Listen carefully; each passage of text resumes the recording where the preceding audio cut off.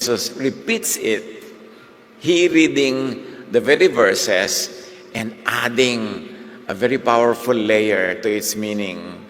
Sabi niya, natupad na ang sinasabi ni Isaiah. Ngayon mismo, as you hear it. As you hear me, read it.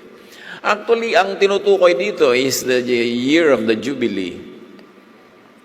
Sa tradisyon ng mga Israelites, every 50 years, merong reset. Lahat ng utang na hindi bayad, bura. Ang mga kasalanan, pinapatawad. Ang mga kaparusahan, inaangat. Ang bigat sa buhay. At maraming mga bilanggo ay pinapalaya. Parang bagong simula. And every 50 years, nagaganap yun. At yun ang observance nila. Isa itong protection ng society, ng religion, sa mga kawawa, sa mga api, sa mga walang kapangyarihan. Pero once every 50 years lang. Kaya may mga religious customs, ang iba't ibang mga grupo na every 50 years, marami ring napapatawad, may mga kasalanan na napapatawad, may mga pupuntahan kang lugar na nag-grant ng mga kapatawaran sa mga kasalanan, merong Jubilee tradition. Ang pinagkaiba ng binasa ito ni Jesus, sabi niya, hindi lang ito isang taon every 50 years. Ngayon, magiging totoo na to every day of your life. At siya ang magiging daan para maging totoo yun. Can you imagine what burden is lifted by that statement from Jesus? If only people would realize the true value of what he said. The language of Isaiah 61 read by Jesus was understood as Jubilee language, echoing Leviticus 25 themes of release, restoration, and social reset. Built in sa kanilang kabihasnan itong Jubilee. Most interestingly, Jesus declares this Jubilee vision fulfilled today according to Him, through Him, shifting it from a scheduled year, every 50 years only, to a present, ongoing, lived reality. Tectonic ang movement na ginawa ni Jesus by saying these things. Jesus proclaims Jubilee as now permanent reality, no longer just a calendar date, no longer just a seasonal relief, but a regular way of life of release instead of punishment, restoration instead of exclusion, mercy instead of fear. Sabi niya, I have come that you might have life and have it to the full. Come to me, all of you who are tired and heavy laden, and I'll give you rest. I will give rest for your souls. My yoke is easy, my burden is light, and no longer limited to a one-year period within every 50 years, but now it's an ongoing, present, eternal reality among people. John 10:10, I have come that they may have life and have it abundantly, not only every 50 years, but every day.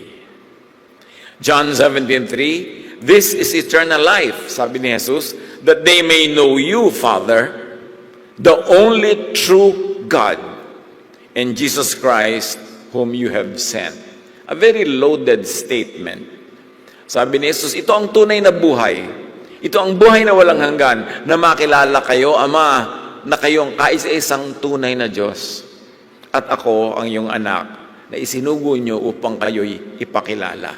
So eternal life is in you and in me, telling people about you. And about the kind of life is available to those who believe in you and those who follow you through me.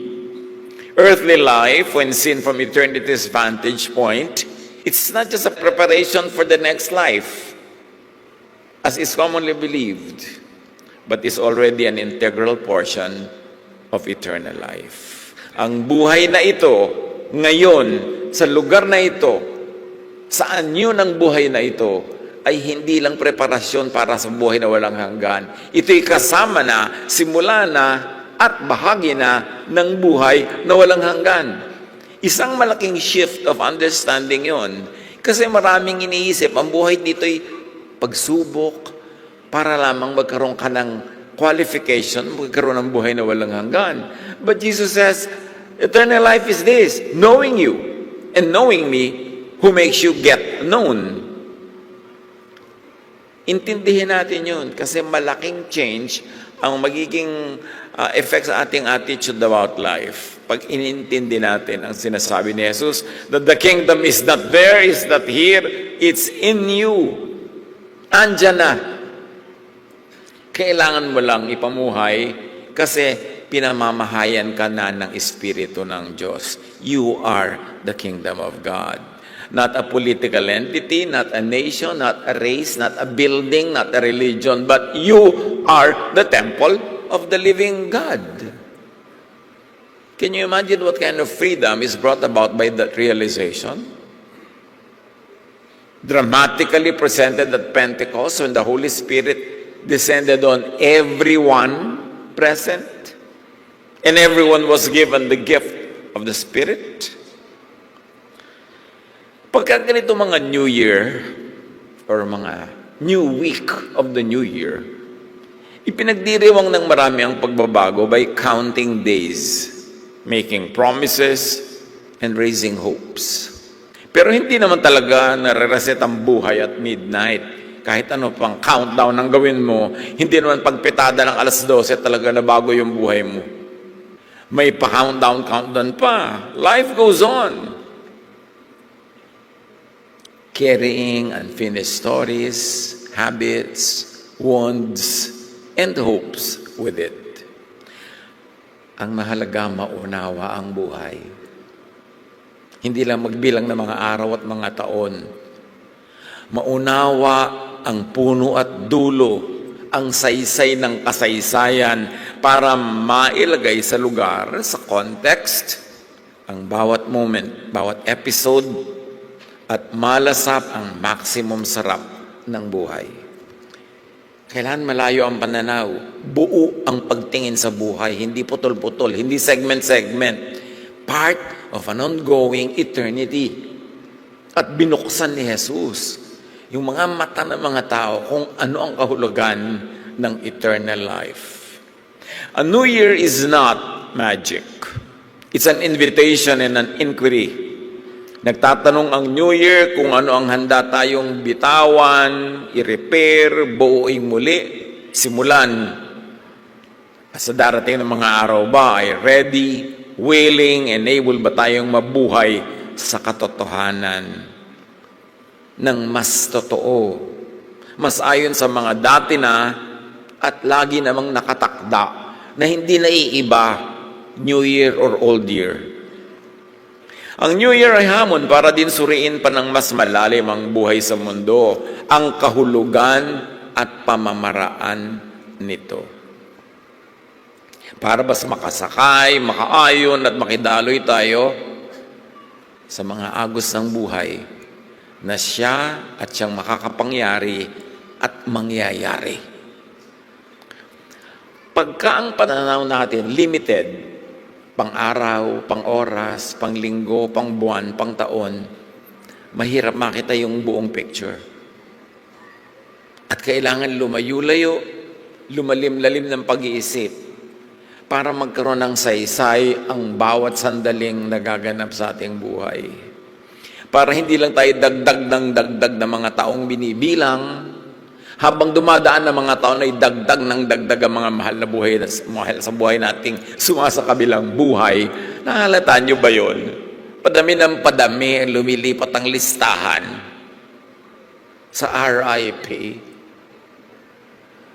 So huwag masayang yung mga ganong klaseng paglipat-lipat ng mga listahan, kundi masakyan natin ang mas malalim, mas makabuluhang buhay. Ano ba talaga ito? Nililibang kasi tayo at minsan nililihis ng ating mga daily needs, ng mga pangangailangan, ng mga desires, ng mga ups and downs, ng mga emosyon. Kaya tuloy, dumadaan na lang at nauubos ang buhay sa mundong ito na halos ay di pa rin natin maunawa kung ano ba talaga. Ba't pa tayo nandito? Ano ba talaga? Ipapanganak ka lang para katumanda at kung pala rin at bigyan ng pagpapala magkaroon ka ng anak, ay magkaanak at magkaapo, tapos tumanda ka at mamatay ka. Ganun lang ba yun? Paikot-ikot na lang. O may iba pang kahulugan yan. Isinilang ka ba sa mundo para lang tumanda at mamatay din? Dumaan ka lang dito? O may iba pa? What to know more deeply, relearn, and appreciate about life. Life is shaped and sustained by natural law and quantum or supernatural laws. Isang bagay na dapat alamin at tanggapin. Meron talagang natural law. So kung may namamatay, may nabubuhay, may dumadating, may umaalis, may tumataas, may bumababa, may nahuhulog, natural law lahat yan. Ang creation ay may takdang patterns and rhythm. Jeremiah 32:25, thus says the Lord, if I have not established my covenant with day and night, and fixed laws of heaven and earth, then ... Ang mahalaga itong part ng sentence na to, na sinasabi dito, creation runs on fixed, unchanging laws. Day, night, heaven, earth, gravity, physics, velocity, buoyancy, lahat yan. Reality is ordered, sustained, and reliable. The more you know about natural law and reality, the more you are able to benefit from life. Bakit ba nakakapagreseta ang doktor ng mga gamot? Kasi na-observe na nila na itong ganitong chemical composition, pagkakainain mo, ininom mo sa ganitong oras, sa ganong dami, itong magiging epekto sa iyong kalusugan. Natural law yun. Nandun na lagi, na-discover lang later ng mga tao. And the more you realize this, and the more you know about how the laws and the dynamics of nature, the more you are able to benefit from the beauty of God's design. Na alam mo na kahit gaano kakabanal at dasal ng dasal, pag nadulas ka at nagpabaya, mababarog ka, yung ulo mo pwedeng mabiyak at mamatay ka. Kahit kabanal. Dapat nating ma-realize, preset ang mga laws. At ang tunay na pagsamba sa Diyos ay pagkilala sa Kanyang mga natural laws at pagsakay dito, hindi pakikipagtunggali, kundi pakikiayon at pagdaloy. Life flourishes not by resisting these laws, but by recognizing them and living in harmony with their rhythm. Reality is ordered, sustained, and reliable.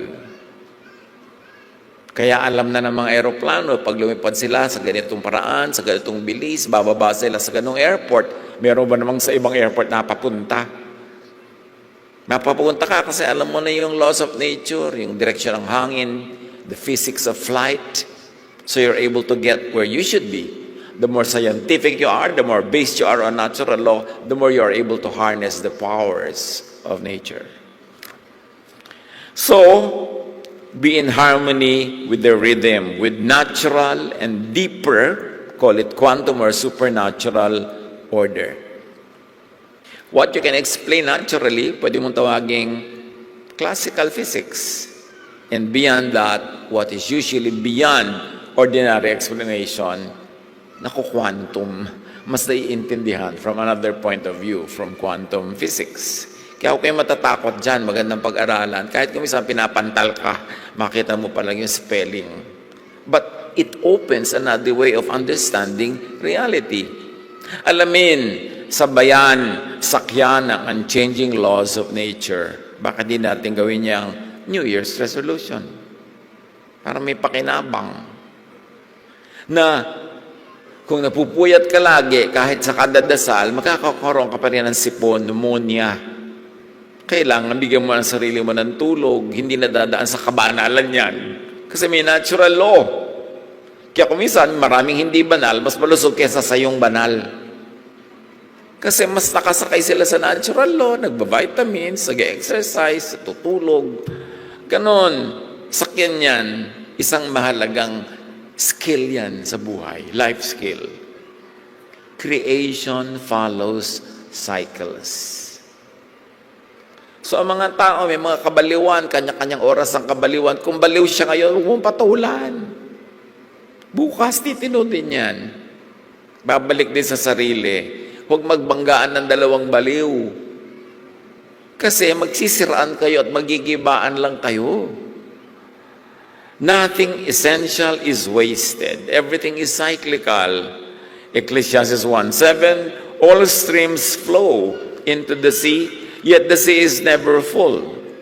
To the place the streams come from, there they return again. Very interestingly, these verses from Ecclesiastes talk about the water cycle. Na kung saan daw galing ang tubig, doon din yun babalik. So mag-aaral kayo ng evaporation, condensation, precipitation. Yun ang pinag-uusapan dito, naiintindihan nila. Although they don't talk in those technical terms. Nature constantly recycles and rebalances life. Systems fail when balance breaks. So mahalaga mga kapatid, you want to be godly, you want to live a spiritually fruitful life, have a balanced life. Balansehin. Hindi naman may pinag-uusapan kung tungkol sa masarap na timpla ng banana Q, papasukan mo na naman mga kabanalan. May oras, may balance para sa lahat ng bagay. Huwag pasok ng pasok. Kahit pa nga sa tingin mo, yan ang maganda. Kasi timing is almost as important as the deed itself. Live without panic about loss. Practice gratitude and careful reuse, trusting that life gives back what is shared. We lose things. It's part of the process. Ang balat mo nga, di ba? You shed off old skin. Kaya ka naghihilod para matanggal yung luma. Nagkakaroon ng lumalabas na bago. Kahit sa ating mga skills, people in our social circle, may dumarating, may umaalis talaga. Meron naman lumilipat sa kabilang buhay. Natural yon. So, meron tayong lungkot kumisan, lalo't kung talaga namang malapit sa loob natin. Pero, accept it as part of reality. Part yun ng buhay. Huwag ka makipagtunggali doon dahil hindi ka mananalo. Mapapagod ka lang, mapupudpud ka, mauubos. Tanggapin mo na pag may nawawala, something's lost, something's gained in living every day. May mga magagandang hikaw na biglang, ay, nawala. Pero kung ipagluluksa mo ang bawat hikaw na nawawala, can you imagine what miserable life you will live? Siyempre, pag-iingatan mong hindi mo wala, o kung nawala, hanapin mo naman ng konti man lang. Pero kung talagang hindi mo na makita, give it up as something lost and look at what you gained that day. Because every day, something is lost and something's gained. Buksan ang mata. Hindi lang doon nakatingin sa nawawala, nalulungkot tuloy. Lagi namang may kapalit. Madalas ka nauuna pa yung kapalit. Receive, give. Share, receive, give. That's how you live life. Share. Share whatever is good to share, except your spouse. Share. Ang mga anak nyo, share. Share with their friends. Share with their future spouse or present spouse. Hindi naman inyo lang. Ang taong luluwag ang buhay, luluwag ang kalooban, yung marunong mag-share. Yung hindi yung kapituko sa lahat ng mga bagay na gusto niya, kanya lang. Hindi yun mangyayari. It's against the law of nature. Because nurture runs on sharing, on recycling. Walang nawawala, paikot-ikot lang, kahit buhay, kahit mahal sa buhay. Narito lang tayong lahat, paikot-ikot in various forms. Tulad ng water cycle, kuminsan liquid, kuminsan solid, kuminsan vapor, pero nandyan lang din. Because since the creation of the world, not one drop of water was ever lost or gained. Doon napakagaling ng Diyos na creator natin, mag-recycle. So ganun din tayo dapat. You should be able to recycle feelings, recycle dreams and aspirations. May nabapalitan, may nawawala, may dumarating. Huwag makipag-contest dyan. It is the law of nature. And very importantly, pag nawawala o parang papunta na sa pagwala, let go. Let go. I always ask people, yung mga namamatayan, usually gusto kong pumupunta sa mga namamatayan yung oras na hindi matao para makapagsarilinan kayo ng mga naulila. Hindi ang dami-daming tao, wala na kayong meaningful conversation. At isa kong laging tinatanong, na-release mo na ba?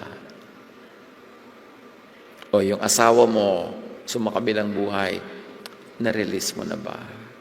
I-release mo na. Tinawag na ng Panginoon, kinuha na. Huwag ka na magkapitoko. Lima na lang gusto mong sumama na una. Kung hindi naman, release mo. Kasi kahit ano naman ang pagpilit mong huwag i-release, kinuha na eh. Luwagan mong dibdib mo. Ano man yun. Meron mga nahihiram tayo mula sa Diyos, sandali, pero isosoli mo yan. Lalo kagandahan. Sandaling-sandali lang ang pahiram niyan. Isoli mo na kung kinukuha na. Huwag mo na ipagpilit ang magmukhang 14 kung 80 ka na. Mapapagod ka eh. Release. Let go. Live in your reality. Isang bagay yan. At may 50 lang tayong iisa-isahin ngayon. Kaya sana nagbaon kayo ng tanghalian. What else do you know more deeply about life para ma-appreciate natin ang kahulugan nito? Humans appeared late in creation. Nauna na yung mga iba. Pati mga tuko, mga palaka, nauna na. Not as owners, but as stewards. Ang tao huling likha, kahuli-hulihan, tapos nagpahinga na ang Diyos. Realize what that means. We are not creators, we are not owners, but we are stewards. Tagapangalaga lang. Nakakahiram-hiram mula sa Diyos. Being created in God's image means responsibility to care for creation, not exploitation, and not ownership. You don't own anyone. You don't own your spouse, you don't own your children, you don't own your parent, you don't own anyone. Tayo yung mga binigyan ng Panginoon ng assignment to care for one another, not to possess one another. The more we understand that, the easier life would be for us and for those we love. Genesis 2:15, the Lord God took the human and put him in the garden to work it and take care of it. Kahit nature, trabaho natin yan, alagaan, hindi i-develop, na ibig sabihin, kakalbuhin mo yung gubat, ifa-flatten mo yung lupa, tatambakan mo mga ilog para maging lote mo. Hindi yun development, yun ay distraction. And the more we realize that kind of responsibility, and the more we are serious about doing that kind of work, the easier it will be for us and for everyone around us to have a better life. Ecology shows powerful actors must care for the system, not extract, or the system collapses, including themselves. Hanap tayo ng life sa Mars, sa Moon, tapos sinisira natin ang lahat ng life forms dito sa sarili nating planet. What kind of foolishness is that? Hanap ng trace of water sa Mars, Tapos yung mga water natin dito, pinupulyot natin. Sinisira natin yung mga water tables. Come on! Dapat ma-realize natin that we don't own. We are custodians. Nakikihiram, nakikigamit, hindi may-ari. Treat body, people, land, money, power, ano pa man, as entrusted, not possessed. Share. Nothing is ours. Let go. Set free. Give way. Huwag magkamal ng mga bagay na hindi mo naman kayang ubusin kahit sa isang buong lifetime. Sayang ang pagod.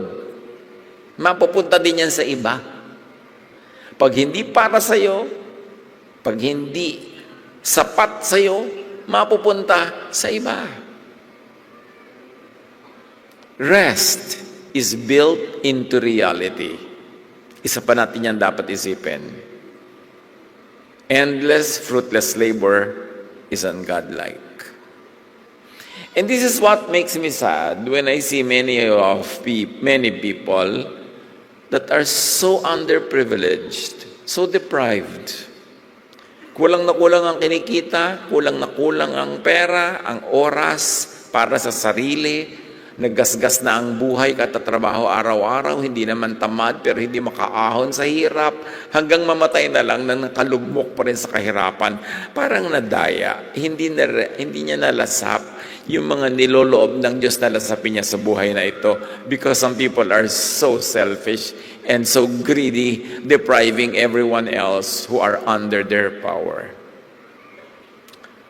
At tayo man, kahit yung kusa natin pagtatrabaho, yung trabaho ka ng trabaho, you should never forget that God ordered us to rest. Hebrews 4:10, anyone who enters God's rest also rests from their works, just as God did from His. As much as our resources will allow, observe more rest. Magulang ka, mag-rest ka rin kahit mahal mo ang mga anak mo at gusto mo mag-provide. Hindi yung uubusin mo na lahat ng lakas mo para sa mga anak mo, which is not bad, pero dapat marunong ka mag-balance na may matira sa iyong sarili, marunong ka rin magpahinga, marunong ka magbigay sa sarili mo rin ng mga bagay na gusto mo, kasi pareho ka nila, kasama ka sa gusto ng Diyos na lumasap ng kabutihan niya. Huwag sobrang magsakripisyo to the point na ikaw na yung wala nang natamasang kabutihan. Rest is not only pagpapahinga sa pagod. Yun ay pagtigil sa lahat ng mga bagay na umaagaw sa ating atensyon para magkaroon tayo ng oras na mag-isip-isip, magbulay-bulay tungkol sa mas matataas na bagay na dapat marating ng ating espiritu. But when you are too busy toiling just for survival, you are deprived of the opportunity to think of the much nobler things that will elevate your spirituality, your consciousness, your personhood. And this is what poverty does to people. Inaagawan sila ng time, talent, treasure para mapaasenso ang kanilang espiritu, ang kanilang kaluluwa, ang kanilang pagkatao. Growth and repair occur during rest. Chronic stress without recovery degrades immunity, cognition, and even lifespan. Kahit sa mga nagba-bodybuilding, kailan lumalaki ang muscle ng bodybuilder? Hindi habang nagbubuhat siya ng mga weights. Bukas, sa rest day niya, doon nag-grow yung muscle. Growth happens at rest, not at work. So dapat huwag mo i-deprive yung sarili mo ng rest. Kahit mental growth, nangyayari yan when you're at rest. Kaya pag may mga kukuha ng board, mga exam, mga bar, maglalapitan sa akin, pag-pray niyo po ako, pag-pray niyo po ako. Ano bang balak mo between now and next week na exam mo na? Naku, mag-aaral pa po. Tumigil ka na. Di ba siya mataong ka na nag-aaral? Ba't mo ngayong Kakadarapa ka ng last week. Makakalimutan mo lang lalo yan, maghahalo-halo sa utak mo. Magsine ka, mag-spa, kumain ka ng banana Q, manguyakoy ka sa balde, umupo ka dito, magtingin ka ng view, para ma-rest ka, lahat ng pinag-aralan ng mga maraming taon, babalik yan pag natanong sa exam.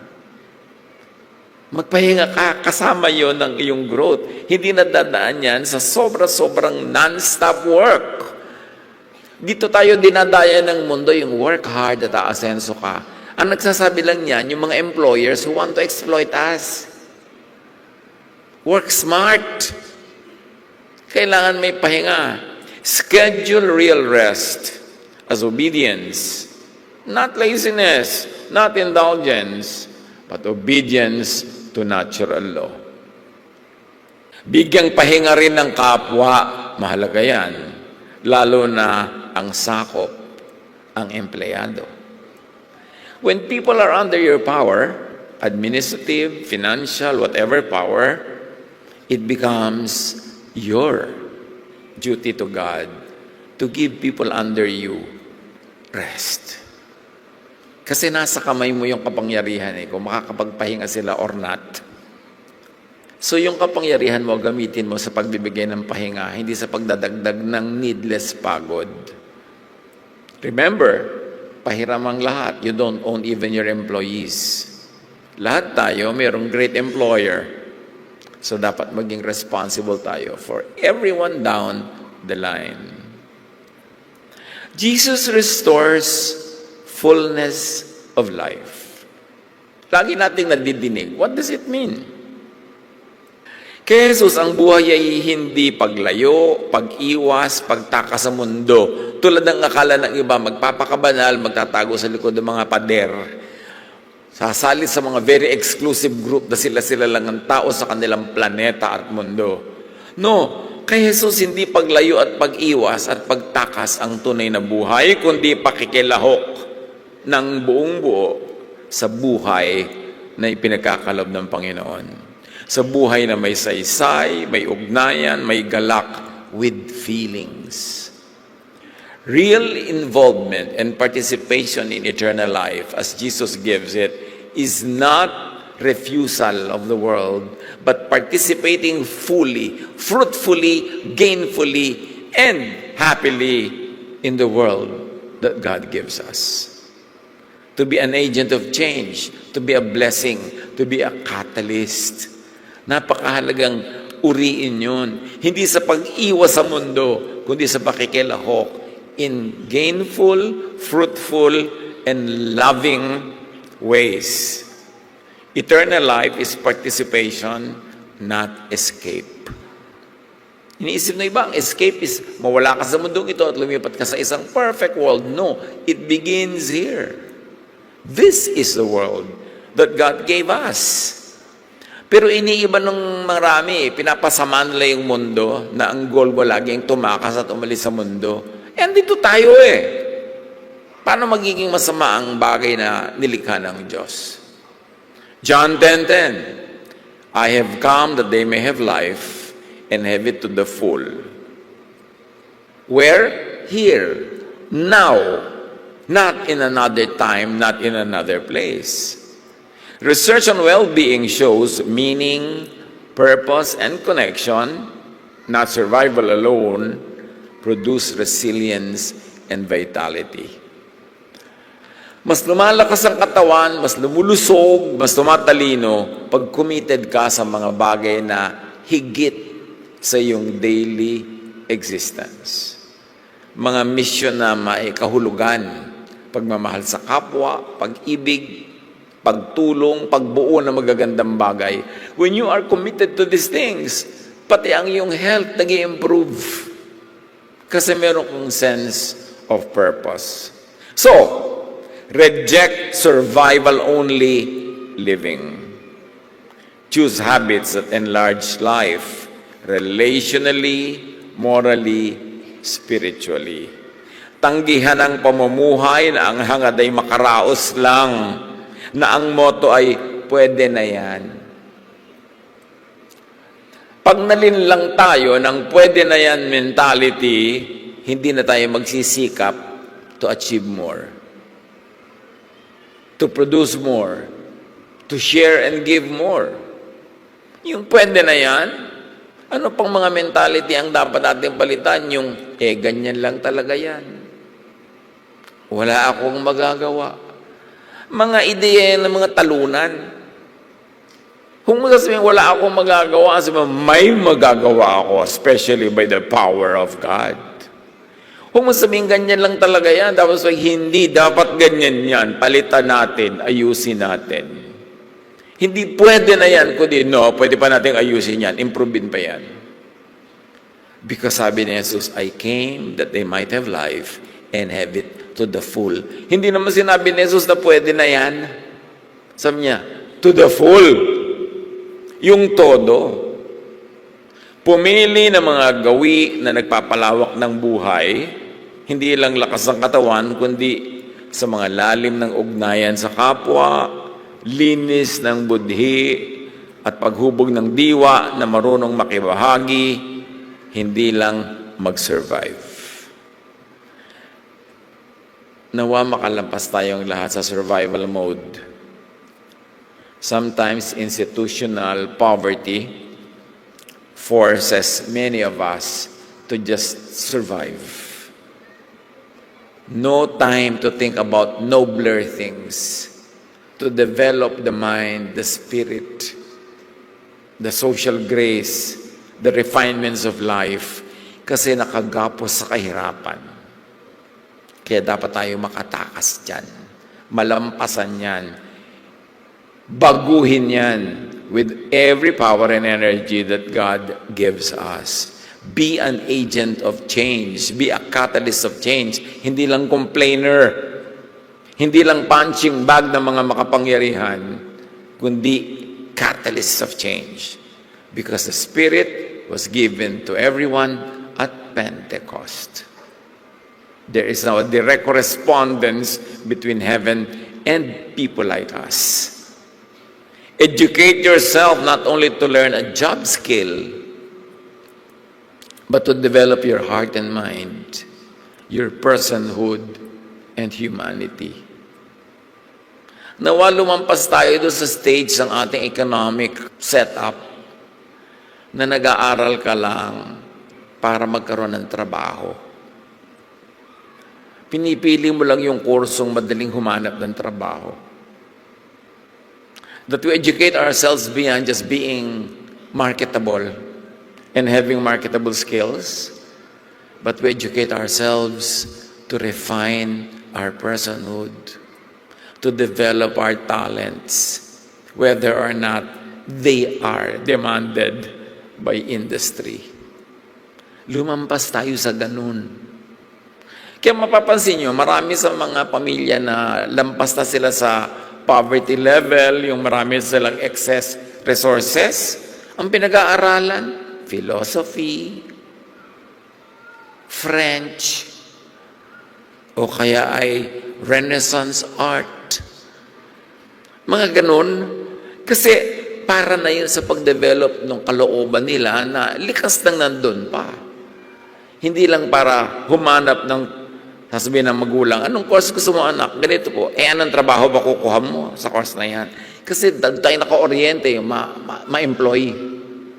Para nga mabuhay. Kasi nga, marami tayong economic challenges. But if we are led ably by our leaders, and we are good citizens, and we do our part, we can develop a society wherein people study what will develop their spirit, not only to develop marketable skills. Makakarating nawa tayo sa ganyan in our lifetime.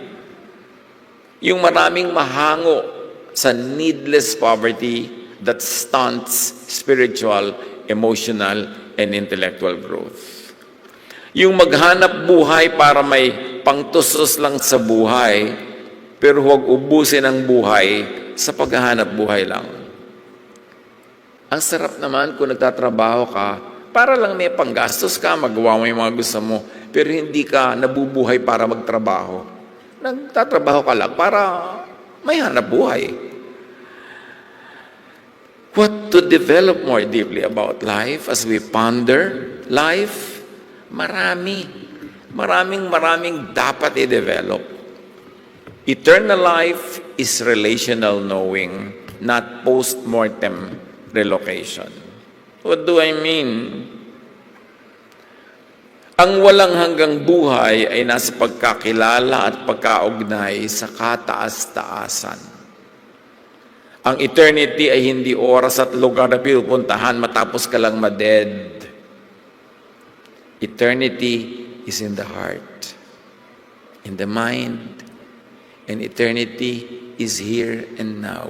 Very especially, Jesus delivered eternity direct to us. Ang walang hanggan ay hindi lang future address, kundi present connection with the Most High.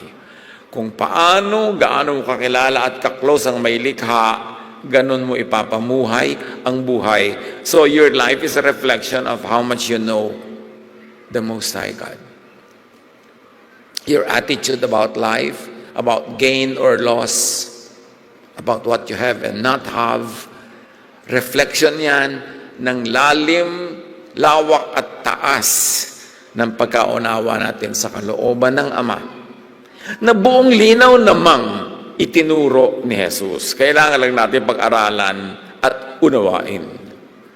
Your earthly and beyond earthly life is shaped by how well you know and how well connected you are to the Creator through the Son. Hindi lang dapat religion, dapat spirituality. Hindi lang attendance in religious activities, but real connection with the divine. Activities like this can be a link that brings us close to the divine, but mere attendance is not the point. Kaya kahit umattend ka ng umattend buong buhay, pag hindi ka talaga na-connect sa divine, ganun lang, parang motif lang ng buhay natin, yung religious activity.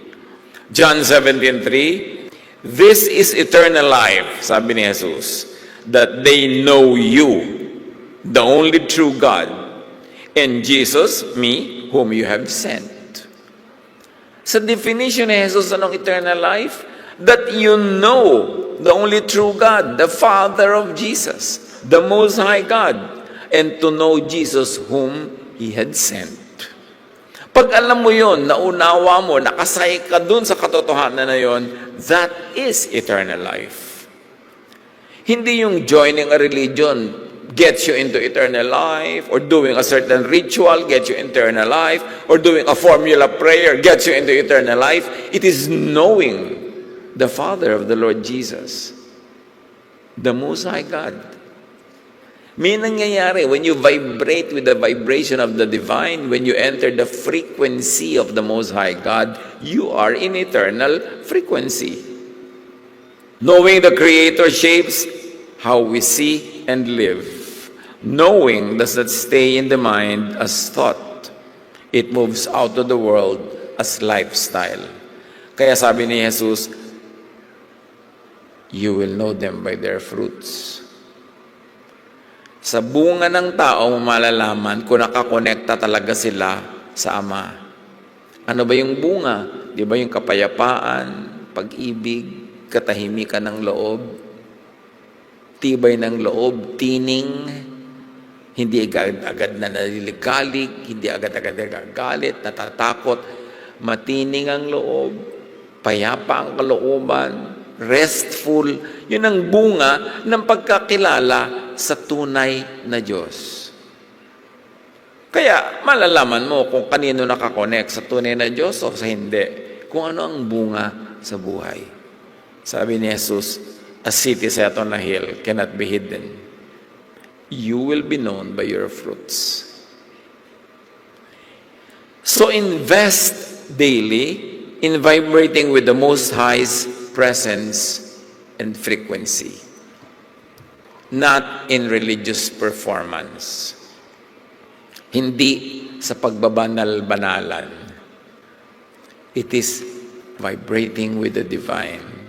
And I always like to use principles of quantum physics kasi mas nai-illustrate if only we will have a working knowledge of basic principles, hindi iniiba ang katotohanan. Nagkakaroon ng ibang lente through which you see it. Nagkakaroon ng ibang additional lenses yung microscope mo. Mas malaki ang nakikita. Or telescope, mas malayo ang nararating.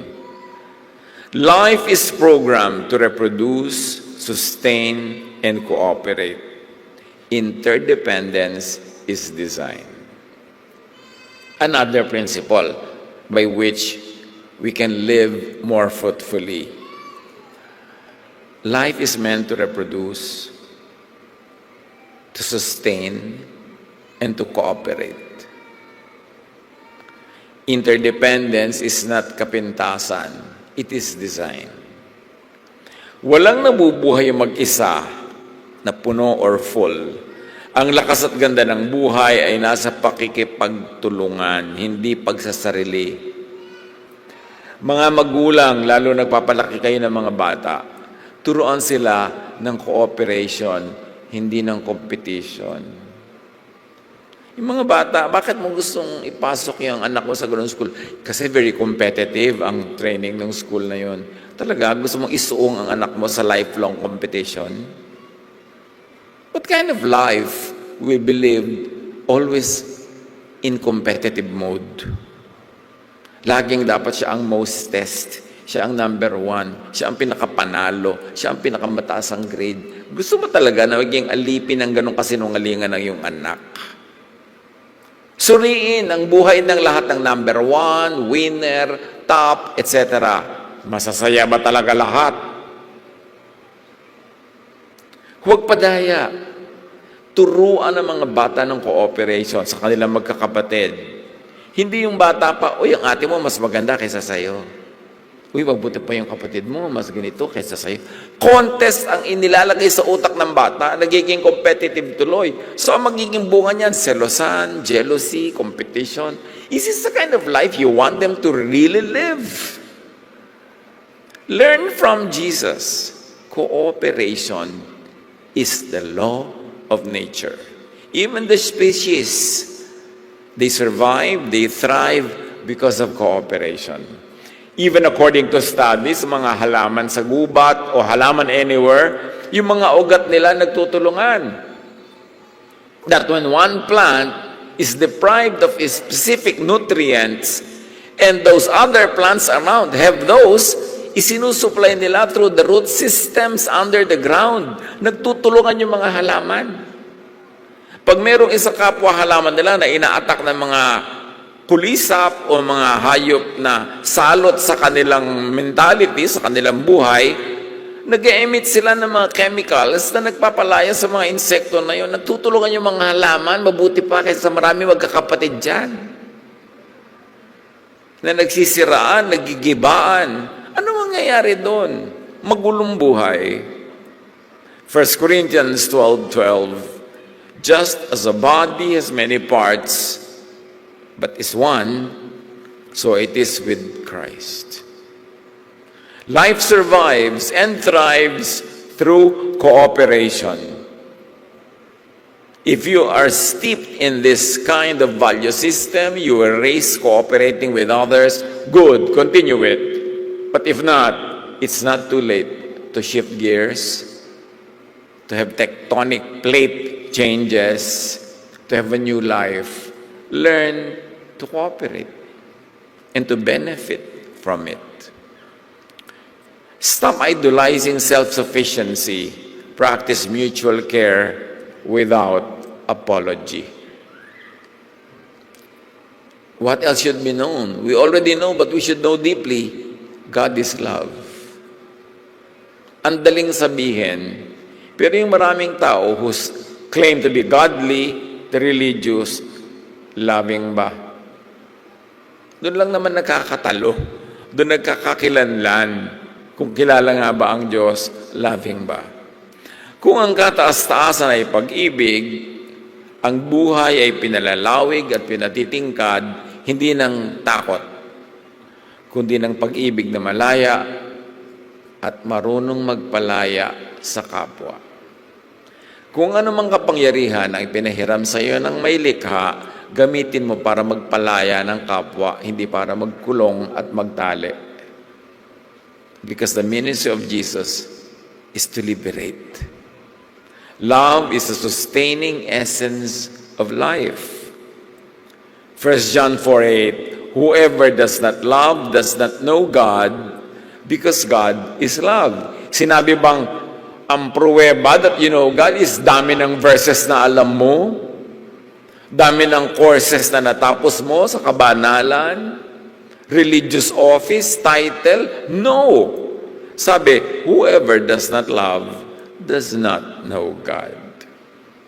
So suriin ang sarili, suriin ang kapwa. Those that fashion themselves as godly, loving ba? Dun lang. Yun lang ang test. Harmony in love strengthens and sustains love. Ang pagkakaisa at pagkakatugma-tugma ang nagpapalakas at nagpapatibay sa atin sa pagharap sa mga pagsubok ng buhay. Kapag ang mga bahagi ay marunong umayon sa isa't isa, lalo sa pamilya, sa organization, ang lakas ay hindi nauubos kundi nadaragdagan. At ang buhay ay nagiging mas matatag at humahaba. Ang nagpapaiksi ng buhay ang needless competition and competitiveness. Ang pakikipagtulungan ang nagpapalawig at nagpapaganda ng buhay.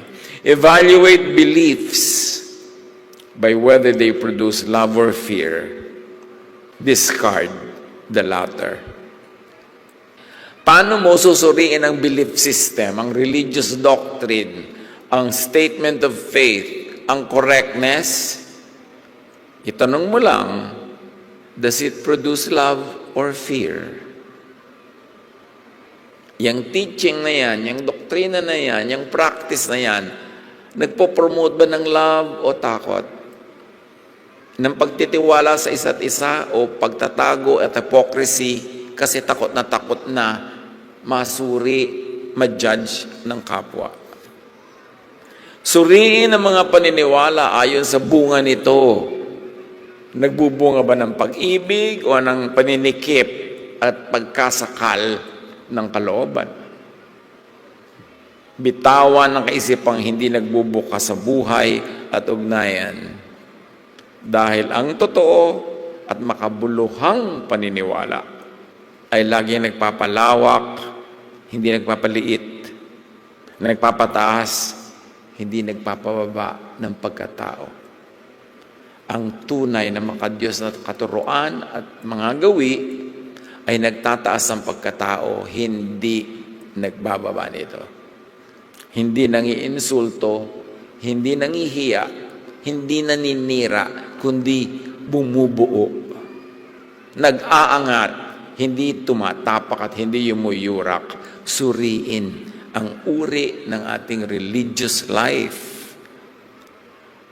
Love unifies, heals, and preserves. Loving is already participating in eternity. Diba? Sabi ka nun, if you love, you know God. So if you are loving, you are already in God's presence. You are already into eternity. Ang pagmamahal ay pakikilahok na agad sa walang hanggan. Kasi nga, God is love. And when you love, you are in the realm of God. You are in eternity. Huwag tumunganga at maghintay sa kabilang buhay. Ngayon pa lang, ay pumasok at makilahok na sa eternal life by loving. Inoperationalize na ni Jesus. Ginawa na niyang manual na madaling maintindihan at kopyahin. Love. Whoever loves is in God. Whoever does not love does not know God. Ganun kasimple. 1 John 4:12, if we love one another, God lives in us. And His love is made complete in us. How does God live in us daw? If we love one another. God lives in us. Love is the way, the door to eternity. Enter eternity through the door of the Most High, the way of the Son, Jesus, which is the way of love. Paulit-ulit na tayo nito, nagdurugo na mga tenga nyo, kauulit ko nito, pero pagduguin pa natin. Para talaga lalo nating maipamuhay. Ganun lang kasimple yung katotohanan, huwag complicated. Strong social bonds reduce mortality risk more than diet or exercise alone. And this is according to studies. Mas nakakapagpalawig ng kalusugan yung strong emotional ties more than physical exercise. So choose reconciliation over winning, relationship over being right. Gaano karami sa pamilya, magkakapatid, magulang at anak, nagkawatak-watak, nagkagulo-gulo, kasi pare-pareho nagke-claim to have the right idea, to be the winner in the contest of philosophies, o sa agawan. Nag-aagawan sa mga mana, magkakapatid, nagkalayo-layo. Alam niyo yung mga magkakapatid na nagkakalayo-layo, dinadamay pa yung mga anak-anak nila, yung mga magpipinsan sa mga giyera nila magkakapatid, sa agawan sa kaprasong lupa, lupa sa barangay, lupa sa paso, lupa sa kuko. Pinag-aaway-awayan. Alam niyo, 30 years later, patay na rin lahat yung magkakapatid na yan. Anong katuturan na pag-away-awayan yan? Tingnan niyo from eternity, maglalayo-layo tayo, hindi tayo magkita-kita, may mga absent sa ating mga pagtitipon. Dahil lang sa mga bagay na yan na 50 years from now, wala na tayong lahat. Imagine this, 100 years from now, all of us will no longer be here. So what really matters? To be part of eternity now. Now na, by loving. Ang winner na nawawala ng kaibigan, kamag-anak, kasama, actually ay loser. So don't always strive to win. Those who lose, especially in arguments, usually keep their friends. At yung laging panalo sa mga pagtatalo, yun ang nawawalan ng mga tao sa mundo nila. Ang kababaang loob na nagpapatibay ng samahan ay may saysay na nagtatagal. Cling to what matters in the long run, to what stays till eternity. And love is forever. Sabi ni Paul, faith, hope, love abide, these three, but the greatest is love. Love is eternal. Nothing done in love ever fades away.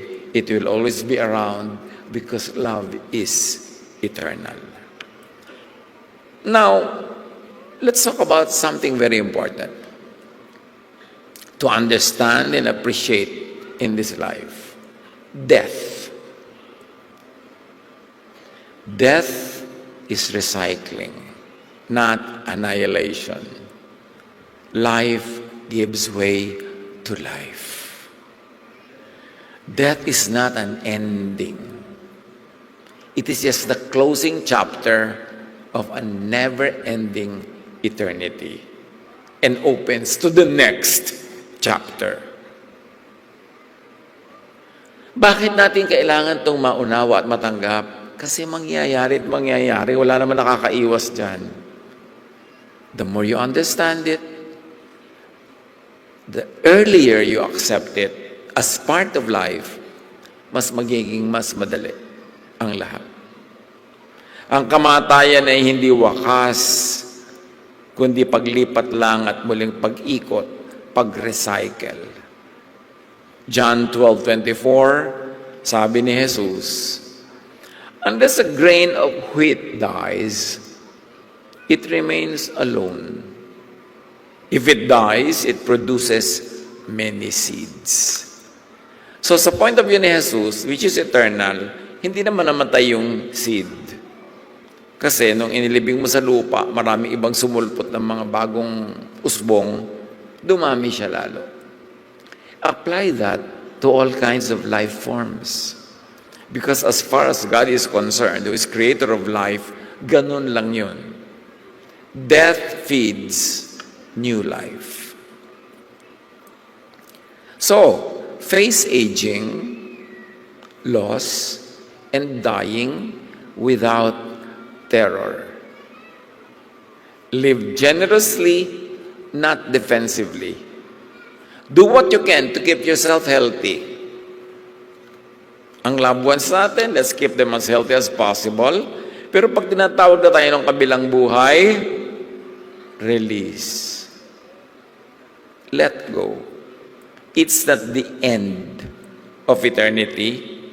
It's just the beginning of another chapter. Live well and die beautiful. Yung mamamatay ka na talaga, di mamatay ka. Anong gagawin mo? Hindi mo naman yan mapipigil. Ang mahalaga lang, you are not possessed by regrets. Na ito, namamatay na ako, sayang naman, hindi ko pa naibigay yung gusto ko ibigay sa kay ganon, hindi ko pa namahal si ganyan, hindi ko nadalaw si ganon, hindi ko nagawa yung ganong kabutihan. Dapat wala tayong regrets kasi everyday ginagawa mo na kung ano yung dapat. Nagmamahal ka na, nagbibigay ka na, nag-share ka na, and when you die, die. It's really that simple. Mahirap pag ginagawa mong emotional issue. Pero sino naman nakalutas ng emotional issue niyan? Kaya mga hari, mga pharaoh, mga emperor, mga billionaire, everybody dies. Accept it. Harapin ang pagtanda at paglipat sa kabilang buhay ng may kapanatagan. Hindi ngarag na pagkapit tuko sa earthly life. You cannot hold on to earthly life forever. One of these days you have to give it up. The less struggle, the easier for all. Mamuhay ng bukas palad, hindi tikom, hindi selfish, hindi maramot, sapagkat ang buhay na marunong magbigay at magbitaw ay mas buo kaysa sa buhay na puro kabig, puro kapit. We keep what we give away and lose what we foolishly, selfishly strive to keep. That is the irony of life. Yung ipinamimigay mo, yun ang bumabalik-balik sa'yo. At yung ipinagkakait mo sa iba para sarilinin, yun ang biglang nawawala. Give what you want to receive. Release what you want to keep. That is the secret of a happy life. Life grows, contributes, reproduces, and returns. Kaya cyclical lahat. Walang isinilang para mawala ng saysay. Ang buhay ay may ambag, may bunga, at may balik. Nothing is born to just vanish meaninglessly. Lahat ay may kasaysayan, lahat ay may saysay. Romans 14:8, whether we live or die, we belong to the Lord.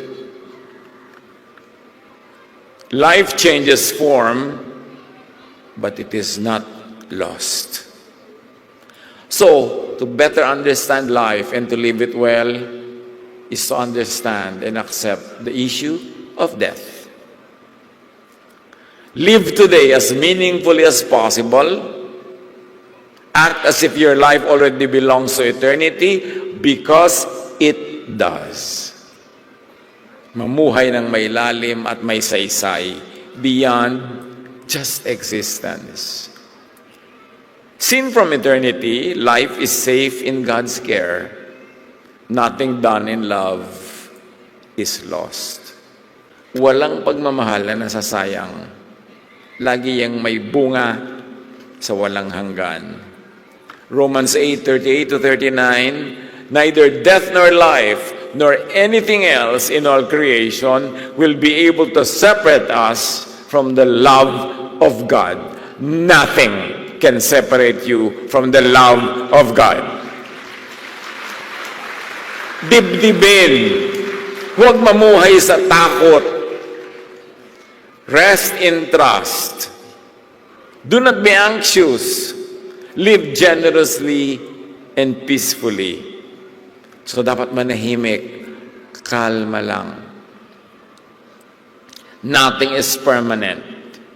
Pag may kaharap kang crisis, sabi mo, lilipas din ito kasi nothing is permanent. This too will pass. Colossians 3:2-3, set your mind on things above, not on earthly things. For you died and your life is now hidden with Christ in God. Yes, tulad ng sinabi natin kanina mga kapatid, die beautiful. But before that, live generously, live bongaciously. Happy